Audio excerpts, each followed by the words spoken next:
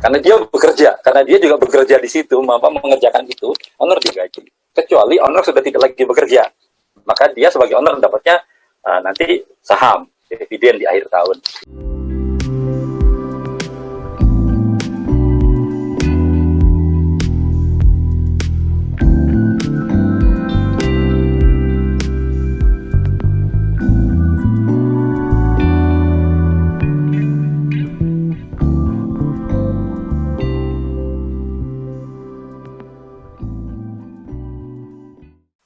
Ini contohnya. Jadi di catatan transaksi itu mau manual, mau aplikasi, mau software gitu. Mereka dapatkan 4 informasi kunci. Kalau disederhanakan 4 sel iman sempurna. Ada 4 ini penjualan bahan baku operasional dan kebutuhan, kemudian ada tabungan. Nah, dari mencatat ini kemudian mengelompokkan ini. Jadi waktu itu kesulitannya adalah, Pak, bagaimana saya mengelompokkan? Gitu. Jadi karena dicatat manual, gitu ya. Kemudian saya waktu ingat ada satu aplikasi yang dia tidak men-setting sehingga semua dianggap satu. Jadi cuma hasilnya cuma daftar buku besar gitu transaksi. Tidak dipisah-pisahkan. Karena itulah kemudian saya siapkan satu file Excel sederhana yang itu sudah ada codingnya, sudah ada kodenya, kode transaksinya. Nah, kemudian dibagi. Nah, dari 4 informasi kunci ini dan 5 sempurna tadi itu, ini hasilnya. Penjualan itu ya, kita bisa dapat, kalau yang kita dapat paham semua, ini high runner, mana yang slow runner, mana yang tren, lokasi mana yang sekarang sedang besar, segala macam. Maka manfaatnya adalah kita bisa membuat fokus penjualan kita. Kita juga bisa memperbaiki cara penjualan kita, gimana menggunakan data dari penjualan. Untuk bahan, kita bisa tahu penggunaan bahan, biaya bahan, gitu ya. Kemudian juga bagaimana nanti terkait dengan stok bahannya, gitu ya. Nah, dari sini kita bisa tahu kebutuhan kita bulanan itu gimana. Gitu. Di catatan ini stok bahan belum dihitung ya, karena ini hanya mencatat transaksi. Nanti kan itu ada di neraca itu bisa muncul di sana. Kemudian juga kita bisa lihat harga pokok produksinya. Sebenarnya dari yang kita hitung itu dengan aktualnya itu gimana. Jadi ini adalah informasi-informasi kunci yang bisa dimanfaatkan, didapat dari informasi target bisnis yang bisa dimanfaatkan, diambil dari ini. Kemudian operasional, kita bisa tahu jenis biayanya. Biaya operasional kita apa aja sih sebenarnya. Nanti biasanya kalau yang selama ini saya dampingi itu kesulitannya ada di bahan dengan operasional. Ini kemudian pelan-pelan akan dipisahkan. Kita juga bisa tahu harga pokok penjualan berapa, karena kita sudah punya harga pokok produksi, kemudian operasional berapa, kita bisa tahu benar nggak sih harga jual kita itu sedang tutup atau tidak, efisiensi. Yang keempat adalah kebutuhan gaji owner. Sebenarnya di dalam struktur yang umum, gaji owner ini masuk di operasional. Jadi gaji itu termasuk gaji owner. Misalkan saya hari ini di bisnis saya sebagai direktur, saya sebagai trainer gitu ya. Maka setiap saya punya gaji di pos gaji di direktur atau pos gaji manajer di bisnis saya. Saya juga akan dapat pos biaya trainer kalau saya ngajar gitu ya. Nanti ada lagi transportasi segala macam. Persis ketika saya menggaji orang lain. Gitu. Tapi kadang-kadang gitu ya, tidak semua itu kemudian bisa dengan cepat di awal itu memisahkan untuk gajinya. Ada yang, oke Pak, saya hari ini punya 3,5 juta, sudah saya siapkan untuk gaji saya, kebutuhan hidup saya selama 1 bulan. Dan ini ada 1,5 juta untuk modal awal. Oke, berarti dia tidak lagi tidak boleh mengambil dari kas transaksi hariannya untuk karena sudah ada. Ini lebih mudah. Nanti kalau misalkan butuh, ya tinggal berarti ada kasbon gitu ya. Uangnya di ATM, ini butuh segera cash, ya ngambil ada kasbon, dibayar lagi gitu. Nah, problemnya kadang-kadang kita tidak disiplin, sehingga dipakai uang ini tidak dibalikin. Minus akhirnya kemana-mana. Bukan minus sebenarnya, tapi karena tidak tercatat, tidak terkendali, tidak disiplin, sehingga kasnya jadi terganggu sekali. Gitu. Yang kedua adalah bahwa banyak dari kita itu yang memang mengandalkan kebutuhan ini. Nah, karena itu saya memisahkan antara biaya operasional dengan biaya kebutuhan. Tujuannya nanti kebutuhan ini kita tahu berapa sih kebutuhan kita selama sebulan yang disuplai oleh usaha. Ya, kalau ada data 3 bulan kita punya rata-rata. Nah, dari data itulah kemudian kita menetapkan strategi bagaimana membuat kita gajian. Ya, nanti setelah ini akan ada. Yang keempat, data kelima adalah yang buat sempurna adalah tabungan. Saya selalu menyarankan kepada rekan-rekan terutama yang baru mulai gitu ya, walaupun itu 100 rupiah, 500 rupiah, selalu ada tabungan dari penjualan harian. Gitu. Kalau ibu-ibu itu karena banyak mayoritas yang berhubungan dengan saya itu wanita. Entah kenapa kok banyak wanita ya dibanding pria gitu ya. Saya mengatakan ibu harus punya, ambil sedikit untuk nanti dicadangkan. Nah, cadangan ini mau dipakai buat pengembangan alat atau buat rumah tangga tidak masalah. Tapi dicatat, dikeluarkan dan disiapkan dompet khusus. Saya bilang dompet, bahasanya dompet. Jadi ada 3 dompet keluarga, dompet usaha sama dompet tabungan. Saya minta mereka menyiapkan tempat gitu. Itu sekarang setelah ada yang sudah proses dengan saya 3 bulan, mereka kemudian menemukan bahwa ya tabungan ini membantu sekali. Jadi butuh 100.000 itu ternyata bisa diambil dari kas, tapi sangat mengganggu kas hari itu.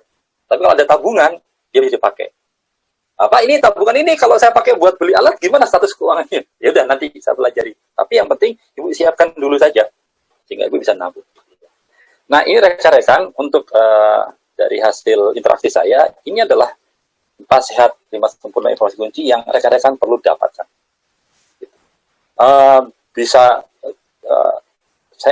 Saya belum mendalami kasir, misalkan nanti Bang Nanda mungkin bisa cerita. Apakah kasir juga sudah membuat seperti ini? Kalau sudah bisa enak, gitu ya. Kalau belum, ya rekan-rekan saya sarankan untuk secara manual menghitung. Ini adalah informasi kunci yang sangat membantu mikro kecil ketika mengelola keuangan. Ini contohnya begini. Misalkan dari data penjualan saya, gitu ya, saya dapat margin rata-rata saya adalah 5.000 per teks. Nanti kan ada tekniknya ya, ada teknik untuk menghitung HPP, harga pokok produksi dan harga jual. Gitu. Jadi mungkin Bang Nanda bisa cerita yang retail yang lebih. Misalkan nih, dari penjualan saya dapat rata-rata penghitungan gitu ya, 5.000 rupiah per teks. Kemudian data rata-rata saya, operasional bulanan saya itu 3.300.000. Untuk SDM, listrik, segala macam. Di luar bahan itu 3.300.000. Kemudian data rata-rata saya dapat juga kebutuhan saya untuk kehidupan saya pribadi itu 3 juta. Buat bayar listrik rumah, buat anak sekolah, segala macam, beli buku, jalan-jalan, makan, beli pizzanya Bang Nanda, kalau kebetulan di Cipatem ada, kalau enggak ya enggak ada gitu ya. Di siapapun gitu, atau beli waikinya Mbak Titin gitu ya. 3 juta sebulan. Maka dari data ini kita bisa manfaatkan untuk misalkan menentukan target penjualan. Saya buat ada 3 contohnya 3 ini ya. Target sales untuk operasional aja, kita menutup biaya operasional. Kalau kemudian rata-rata 3.300.000, kemudian 5.000 marginnya ya ketahuan sudah. 1 bulan saya menjual 650 pack atau 22 pack per hari. Ini data yang ada di pembukuan yang bisa kita gunakan.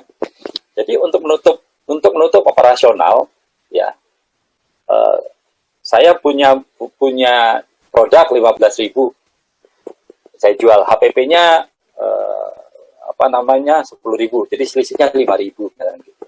Kalau saya punya data 3.300.000 operasional bulanan, maka kalau saya ingin menutup operasional bulanan saja, saya menjual 22 pack per hari. Maka biaya bahan sama operasional tertutup selama 1 bulan dengan margin yang 5.000 tadi. Kemudian juga ini ada data kebutuhan hidup saya pribadi 3 juta rata-rata sebulan yang Yang lainnya ditanggung oleh yang bisnis yang lain atau dari saya sebagai bekerja atau istri saya yang bekerja. Sama dengan kebutuhan 3 juta dengan margin 5.000 per packs, maka saya harus menjual 600 packs per bulan atau 20 packs per hari agar saya bisa menutupi kebutuhan saya. Artinya saya jual 15.000 itu harga pokok produksinya PP-nya 10.000, harga jual 15.000. Maka kalau saya ingin menutupi biaya operasional dan kebutuhan saya harus menjual 42 packs per hari. Data keuangan, data seperti ini bisa diperoleh dengan catatan keuangan. Jadi menurut saya ini simpel ya, sederhana sekali. Berapa target penjualannya sudah, berapa margin rata-ratanya, berapa pengeluaran yang harus disiapkan, sudah. Pak, saya gaji orang itu kalau di kota saya itu 1,5 juta per bulan, ya sudah. Berapa harus dijual untuk untuk gaji orang tadi? Ya udah, 1,5 juta dibagi marginnya berapa? Ketemulah penjual. Nah, data seperti ini rekan-rekan itu bisa diperoleh dengan menggunakan data informasi ini Pak saya Timah Sempurna. Ya, berikutnya ini. Jadi sekarang data yang sama tapi kita bicara kebutuhan owner. Kita bicara gajinya owner. Ketika ketahui gajinya itu 3 juta per bulan, maka dibagi 30 hari rata-rata 100.000 per hari. Oke, bulan ini saya masih campur aduk, nggak apa-apa. Oktober saya mulai atau September saya mulai 2 bulan. Kemudian saya tetapkan data 2 bulan, September sama Oktober, gaji saya, kehidupan saya perlu yang disupport itu 3 juta per bulan. Oke, berarti 100.000 per hari. Di bulan November, saya mulai dengan mengambil 100.000 per hari. Dan setelah saya ambil 100.000 per hari, saya tidak boleh lagi mengambil apapun dari kas. Latihan. Nah, bulan depan, saya gajiannya mingguan. 3.000 per minggu. Bulan depannya lagi, per 2 minggu. Baru kemudian bulan kelima, itu gajian bulan. Ya. Apakah harus 5 bulan? Tidak. Itu bisa cepat, bisa kurang. Tergantung kita masing-masing. Tapi, dengan menggunakan data kunci tadi, kita bisa lakukan hal ini. Dan ini kemarin sudah ada berapa orang ya? 12 orang laporan. Pak, saya sudah gajian nih. Pak, ke rumah saya traktir. Saya udah gajian pertama. Jadi, sudah usaha selama 3 tahun, baru gajian kemarin, mingguan. Oke. Saya datang ke sana, ya, ditraktir kopi, sambil diskusi. Jadi, supaya yang berhubungan dengan saya ini memastikan mereka mencatat, saya bilang kita akan diskusi sambil ngopi. Tapi kalau tidak ada catatan, nggak akan ada ngopi. No catatan, no ngopi. Jadi mereka boleh manggil saya kapan saja, ketemu saya kapan saja, bawa masalah apa saja. Tapi sebelum mereka mulai bicara, Pak, catatan saya terakhir. Nah, oke, baru mulai. Itu adalah bagian dari proses untuk mendampingi mereka. Nah, rekan-rekan juga bisa mengambil semacam pelajaran dari sini gitu ya. Ini bahwa pentingnya kita mulai melakukan sesuatu dengan benar, dan problemnya itu bukan dimulainya. Problemnya itu adalah pada langkah kedua, ketiga, keempat, kelima, keenam, ketujuh, ke-8, ke-9. Itu problemnya.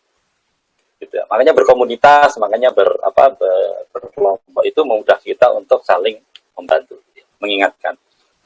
Ini adalah contoh kedua. Nanti ada lagi banyak nih, kita bisa misalkan bicara menggabungkan antara operasional dengan bahan dengan penjualan. Itu dapat apa lagi informasinya. Banyak sekali yang bisa dipelajari, bisa digali dari 4 sehat 5 sempurna. Ya. Nah, dari sini kita ketahuan, ternyata yang dibutuhkan saya rata-rata setiap bulan adalah 6 juta. Ya udah, ternyata dan ini masih bisa disupport. Buktinya apa? Buktinya saldo masih positif.